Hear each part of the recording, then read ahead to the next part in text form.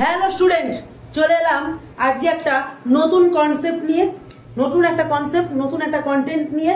তো যারা যারা মাধ্যমিক পরীক্ষা দিয়ে এসেছে অলরেডি অনেকদিন হয়ে গেছে, কেউ কেউ পড়ায় ফিরেছে, কেউ কেউ ঘুরতে গেছে, যাই হোক, আবার অনেকে অপেক্ষা করছে কবে রেজাল্ট বেরোবে।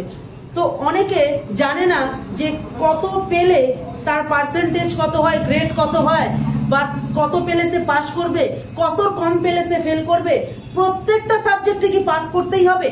তো অনেক রকম চিন্তা ভাবনা তাদের মাথায় ঘুরছে। তো সবার জন্য আমি নিয়ে চলে এলাম সম্পূর্ণ ডাউট ক্লিয়ার করে দেবো রেজাল্টের ওপর, মানে রেজাল্ট কার কত কি হলে কি পেতে পারো, কত কম হলে ফেল, কত বেশি হলে পাস। ঠিক আছে, তো চলে আসবো ডাইরেক্ট আমি বোঝাতে। চলে আসি। মাধ্যমিক রেজাল্ট টোটাল মার্কস 700, 700তে পরীক্ষা হয়, 7টা সাবজেক্ট থাকে, 100 করে টোটাল 700তে পরীক্ষা হয়, মানে 700-এ। ঠিক আছে, তো সবার প্রথম চলে আসবো গ্রেড স্কেল। গ্রেড স্কেল যারা 630 থেকে 700-র মধ্যে পাবে, যারা 630 থেকে 700-র মধ্যে পাবে তাদের পার্সেন্টেজ হচ্ছে 90 থেকে 100 এর মধ্যে থাকবে। মানে 630 থেকে 700-র মধ্যে যারা পাবে তাদের পার্সেন্টেজ হবে 90 থেকে 100-র মধ্যে, এবং তাদের লেটার গ্রেড হবে AA। ঠিক আছে, আর পারফরমেন্স ইন্ডিকেটর হবে সুপারস্টার। ঠিক আছে, পারফরমেন্স ইন্ডিকেটর হবে সুপারস্টার। বুঝতে পারলাম? আচ্ছা, যে সকল ছাত্রছাত্রীরা 560 থেকে 629-এর মধ্যে পাবে তাদের পার্সেন্টেজ হবে 80 থেকে 89.86%, আর লেটার গ্রেড হবে A+, আর পারফরমেন্স ইন্ডিকেটর হবে স্টার পাবে। ঠিক আছে, দেন চলে আসবো 420 থেকে 559 পর্যন্ত 60 থেকে 79.86%, যার গ্রেড হবে লেটার গ্রেড হবে A, আর যেটাকে বলা হয় ফার্স্ট ডিভিশন। অনেকেই জানে না যে দাদা ফার্স্ট ডিভিশন কততে হয়। বাবা বলে দিচ্ছি, ফার্স্ট ডিভিশন হয় 420 থেকে স্টার্ট হয়, 420-র উপরে তুমি পেলেই ফার্স্ট ডিভিশন। এছাড়া তো দেখলেই 560-এর উপর হয়ে গেলে স্টার হবে, 630-এর উপর হয়ে গেলে সুপারস্টার হবে। এবার চলে আসবো, অনেকের ডাউট থাকে দাদা সেকেন্ড ডিভিশন কততে হয়, তো সেটাই বলবো।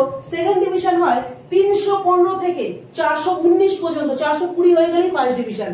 ঠিক আছে, তো সেটা হচ্ছে 45 থেকে 59.86%। ঠিক আছে, আর লেটার গ্রেড হয় B+, আর পারফরমেন্স ইন্ডিকেটর হয় সেকেন্ড ডিভিশন। বুঝতে পারলাম? এবার চলে আসবো থার্ড ডিভিশন। থার্ড ডিভিশন কততে হবে? 245 থেকে 314 পর্যন্ত। যদি তুমি 315 পেয়ে যাও, 315 পেয়ে গেলে কিন্তু তুমি সেকেন্ড ডিভিশনে চলে গেলে। তাহলে 245 থেকে 314 মানে তোমার 35 থেকে 44.86%, মানে লেটার গ্রেড হচ্ছে B, এবং পারফরমেন্স ইন্ডিকেটর হচ্ছে তুমি থার্ড ডিভিশন পেয়েছো। ঠিক আছে, আচ্ছা, যাদের পরীক্ষা খারাপ হয়েছে, হয়তো ভাবছো পাস করবে কিনা, তাদেরকে আমি বারবার বলছি তোমরা দেখো এই নাম্বারটা তোমাদের উঠছে কিনা। যদি 175 থেকে 244 হবে, 175 থেকে 244, 175 থেকে 244-এর মধ্যে পাও, মানে 25 থেকে 34.86% পাও, মানে গ্রেড হচ্ছে C, আর তাহলে তুমি পাস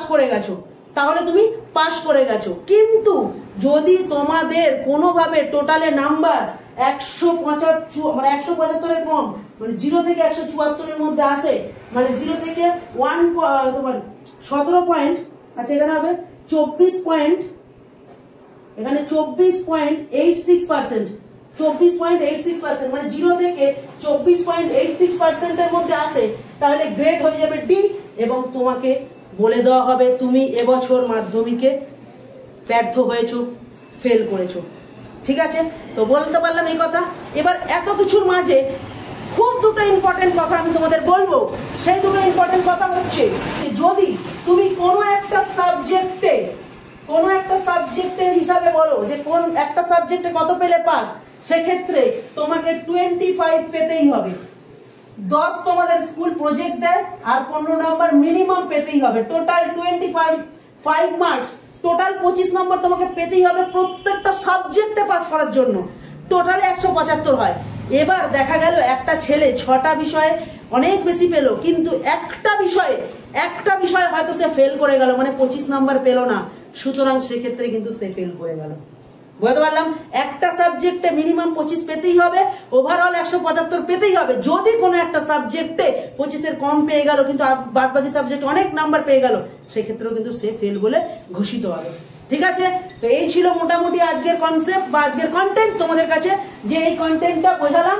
অনেকে জানে না যে কোনটা ফার্স্ট ডিভিশন কোনটা সেকেন্ড ডিভিশন, কত পেলে কি হয়, সমস্ত কিছু ভালো করে বুঝিয়ে দিলাম।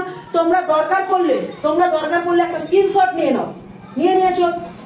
এবার বলবো যারা খুব ভালো রেজাল্ট করলে তারা বুঝে শুনে তোমাদের সাবজেক্ট চুজ করো এবং এগিয়ে যাও, পরবর্তী দিনগুলোর জন্য রেডি হও। আর যারা ব্যর্থ হলে তাদের উদ্দেশ্যে একটাই কথা বলবো, জীবনে প্রতি মুহূর্তে প্রতিজনেরই হয়তো কিছু কিছু মানুষের আছে যারা অনেক বড় ব্যর্থতার মুখ থেকেও সফলতা অর্জন করেছে। যদি কেউ কোনোরূপভাবে ব্যর্থ হয়ে পড়ো, তাদের উদ্দেশ্যে একটাই কথা বলবো, নেক্সট টাইমের জন্য আবার রেডি হও। হতেই পারে এই ব্যর্থতার কারণ ছিল তোমার সফলতার মূল মন্ত্র। ঠিক আছে? তো আজকের এটুকুই বলবো। আর আরেকটা কথা বলবো, আমাদের যে একটা সিরিজ আসতে চলেছে, তোমরা দেখেছো, আমি জানিয়ে দিয়েছি, আমাদের মানডে থেকে চলে আসবে। পড়তে হবে, লড়তে হবে, আগামী দিন নিজেকে গড়তে হবে। আর যাই একটাই কথা বলবো, বন্ধুদের মধ্যে এই জিনিসটা প্রচুর শেয়ার করে দাও। অনেক বন্ধুরা এটা জানে না, অনেক গার্জেন হয়তো জানে না, তারা জেনে নেবে। আর জানতে পারলে খুব ভালো লাগবে আমার। আজকের ভিডিও এই পর্যন্তই। ভালো লাগলে লাইক কমেন্ট শেয়ার করে দিও। চলো টাকাটা দেখা হচ্ছে নতুন কোনো ভিডিও।